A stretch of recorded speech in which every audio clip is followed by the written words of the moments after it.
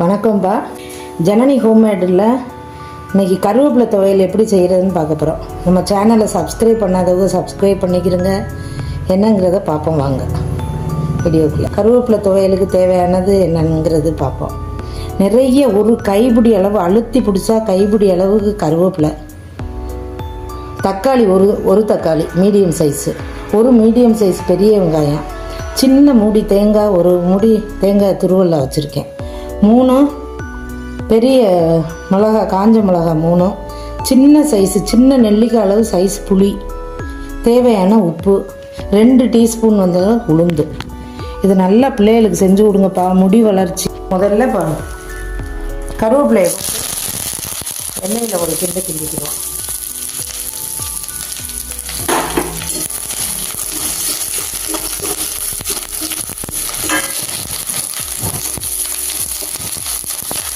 கருவேப்பிலையை கிளறி நல்லா வதங்கினதுக்கப்புறமா மற்றதுல சேர்ப்போம். இப்போ நல்லா வதங்கிருச்சுப்பா, அதை வேற ஒரு பாத்திரத்துக்கு மாற்றிக்கிறோம். இப்போ மறுபடியும் 2 ஸ்பூன் எண்ணெய் சேர்த்துக்கிறோங்க.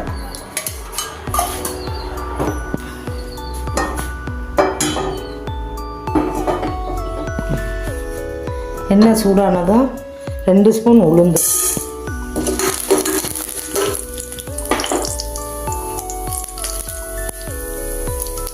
இப்போ அது கூட அந்த காஞ்ச மிளகா சேர்க்குறோம். காஞ்ச மிளகா 3 எடுத்துருக்கோம், அதை சேர்க்குறோம். இது கொஞ்சம் நல்லா செவந்து வரையில் அந்த புளியை போட்டு புளியும் பருபடணும். வெங்காயம், இப்போ அது கூட வெங்காயம் சேர்த்துக்கிறோம்.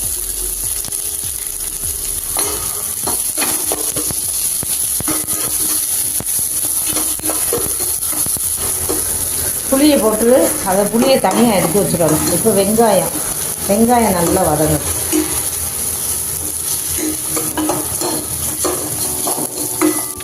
இப்போ நம்ம தேங்காய் பூவை சேர்த்துக்கிறோம். தேங்காய் துருவலை சேர்த்து நல்லா வதக்கணும்.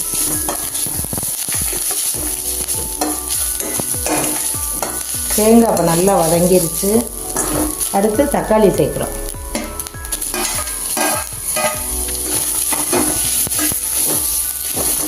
தக்காளி சேர்க்கையிலே கூடவே தேவையான உப்பு சேர்த்துக்கிறோம்.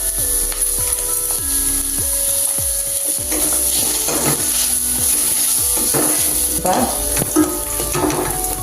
தக்காளி மட்டும் நல்லா வதங்கணும். இப்போ நல்லா வதங்கிடுச்சு. அது கூட நம்ம வறுத்து வச்சுருக்கோம்ல கருவேப்பிலை, அதை சேர்த்துருங்க. கூடவே அதை சேர்த்து நல்லா ஒரு கிளறிக்கிட்டே இருக்கணும். முடிஞ்ச வரை கருவேப்பிலை, இப்போ நிறைய பேருக்கு முடி கொட்டுற பிரச்சனை எல்லாம் இருக்குது.